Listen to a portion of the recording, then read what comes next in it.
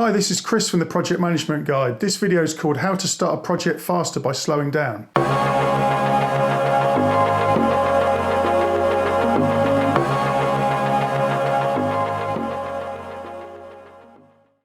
In this video, I'm going to talk about how to start a project. This is called the project initiation and planning phase, and I'm going to cover how to effectively manage this phase.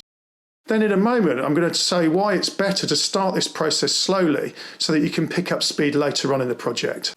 So project initiation and planning takes a long time because there's a lot to do in this phase. The first thing to do is to identify and involve the stakeholders in the project. They can help you define the project scope in terms of requirements and deliverables, and then you need to engage the project delivery team and any suppliers that you've got working on the project. They can help you plan the delivery, the approach and the timelines, and they can also help you define the budget as well. Once you've done all that, you need to create the project plan document and document the approach and everything that you've outlined so far. And planning is an iterative process, so it's going to take some time to get that right.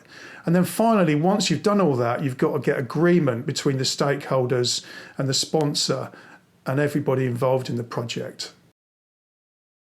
Initiation and planning can take some time, and that's going to depend on the size and the complexity of the project that you've got. So it can take a few weeks, or it can take several months in some cases as well.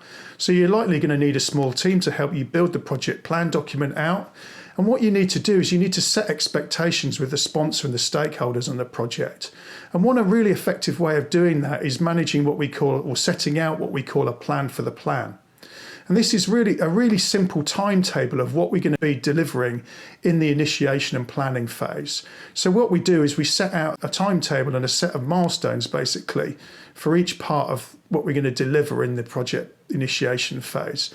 So we might set a time for delivering the plan, we might set a time for delivering the budget, and we might set a time for delivering the requirements and the scope and the deliverables, etc.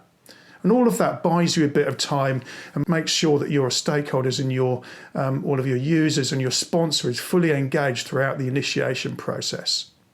It's really important to give the planning process the time that it needs. So agreeing a plan for the plan is really advantageous because it means that you can manage the stakeholders and the sponsor on your project and set their expectations. So it allows you to slow down and really get into the detail of the project planning process and really give it the time that it needs to do the job properly and plan the whole project out so that you know what you're going to be doing when you come to implementation.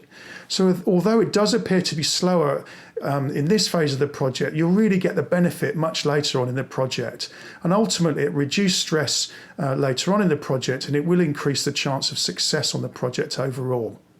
In summary then, project initiation and planning takes some time.